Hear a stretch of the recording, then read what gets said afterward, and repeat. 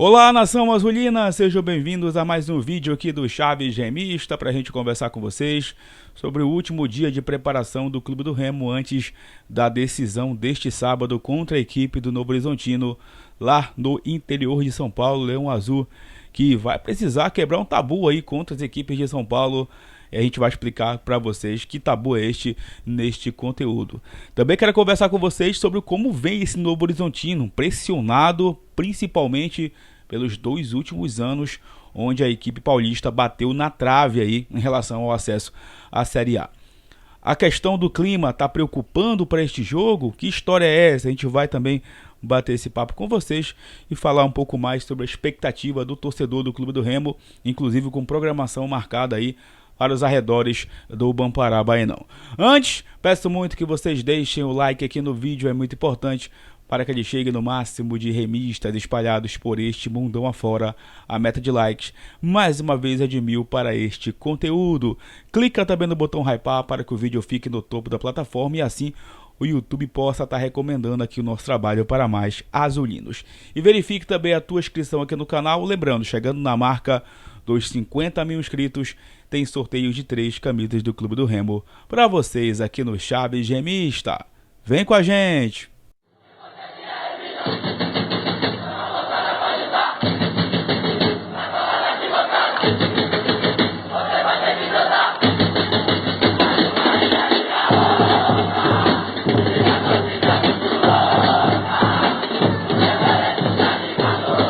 Bom, galera, primeiramente quero conversar com vocês sobre os jogos que abrem esta 36ª rodada do Campeonato Brasileiro da Série B. Hoje, né, sexta-feira, já tem jogos importantes por esta antepenúltima rodada da Série B do Brasileirão. Às 7 da noite tem Atlético e Ferroviária, duelo aí de desesperados. Na verdade, o Atlético está desesperado, né? Entrou na zona do rebaixamento, o Botafogo, depois da vitória contra o Voltaço, saiu da zona, e o Atlético, muito pressionado, vai enfrentar essa Ferroviária, que, se vencer, pode dar um passo também muito grande para a sua permanência. O jogo lá no interior de Minas Gerais, na Arena Sicredi. Às 9h30 da noite tem outro duelo, só que pela parte de cima da tabela, que é Cuiabá e Goiás. E eu quero comentar um pouco sobre esse jogo, porque saiu uma informação aí na imprensa do Mato Grosso de que o Cuiabá não vai concentrar para este jogo, né? O seu elenco não concentrou para essa partida de hoje à noite. E de uma certa forma isso tem preocupado aí nos bastidores, né? Porque o Cuiabá não tem mais chances de classificação à Série A, perdeu para o Clube do Remo, perdeu para o Amazonas e deu adeus aí as chances, né, de subir para a elite. E fica aqui esse pensamento, né? Fica aqui essa reflexão: será que o Cuiabá vai levar a sério esse jogo? Será que o Cuiabá vai deixar tudo dentro de campo? Ou vai de uma certa forma facilitar, entre aspas, para o Goiás, que tem total interesse também nesse acesso à primeira divisão?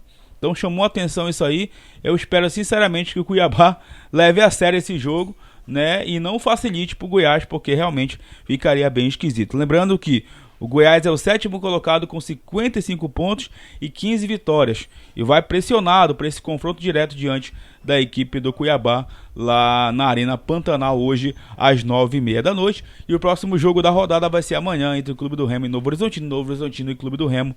Então é bom ficar de olho aí nesse jogo de hoje entre a equipe do Cuiabá e o Goiás. Para mim, vitória do Cuiabá ou empate nesse jogo seria o ideal, já deixando o Cuiabá lá, né? Perdão, o Goiás já ali praticamente sem chances de chegar à elite do futebol nacional em 2026. Bora agora conversar com vocês aqui, pessoal, sobre a equipe do Novo Horizontino.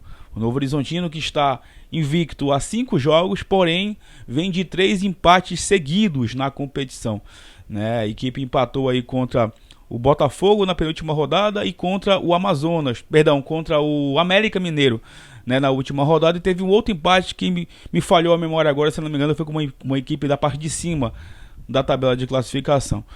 Mas o Novo Horizontino tem, na verdade, um trauma para superar, que é justamente 2023 e 2024, onde a equipe do interior de São Paulo terminou na 5ª colocação a Série B. Ano passado, inclusive, por um gol, o Novo Horizontino não subiu para a Série A.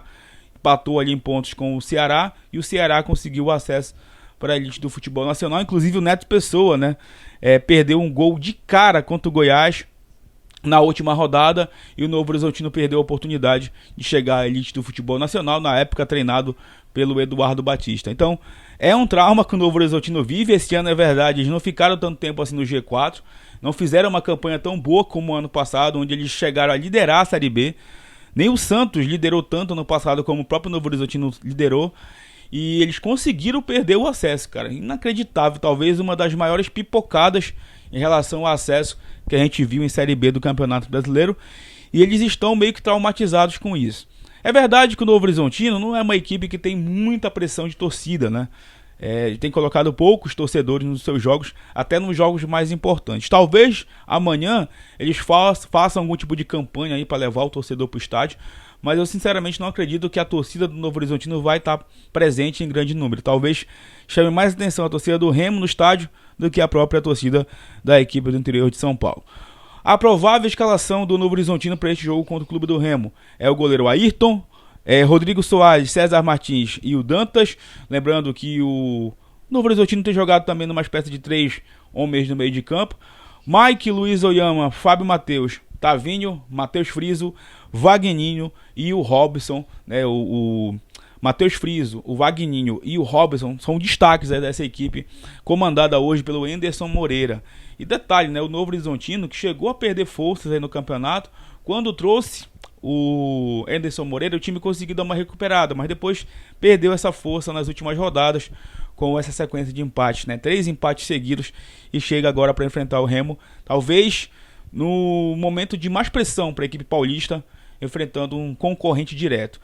Eu adianto para vocês aqui uma coisa: o Remo não pode perder esse jogo, porque se o Remo perde esse jogo, bate na madeira, o Remo ressuscita o próprio Novo Horizontino e traz ele para a briga também. Então, até o empate amanhã eu acho que é um bom resultado, mas eu sinceramente acredito na vitória, acredito que a gente tem time sim para chegar lá e ganhar o time de São Paulo, mas não vai ser fácil, vai ser decisão, vai ser dureza.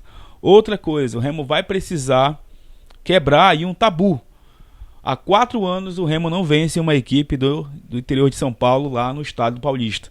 A última vez que isso aconteceu foi em 2021, onde o Remo derrotou a Ponte Preta por 2-1, com 2 gols do Felipe Gedós, lá naquela Série B do Campeonato Brasileiro fatídica, né? Depois disso o Remo enfrentou o Guarani, enfrentou o Botafogo de Ribeirão Preto, enfrentou o São Bernardo, né? Enfim, enfrentou equipes aí do interior de São Paulo, mas nunca mais voltou a vencer lá. Então seria interessante, claro, uma vitória para incentivar aí, cada vez mais aproximar o Remo da elite do futebol nacional. O Leão Azul, que realiza nesta sexta-feira seu último trabalho antes do jogo de amanhã contra o Novo Horizontino. O treino nesta manhã no CT do Mirassol.